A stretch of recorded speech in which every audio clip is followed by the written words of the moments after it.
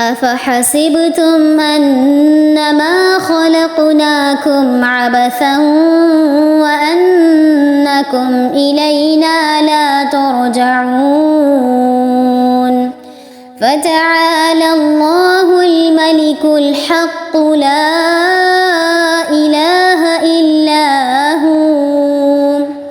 لا إله إلا هو رب العرش الكريم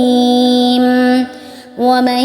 يدع مع الله إلها آخر لا برهان له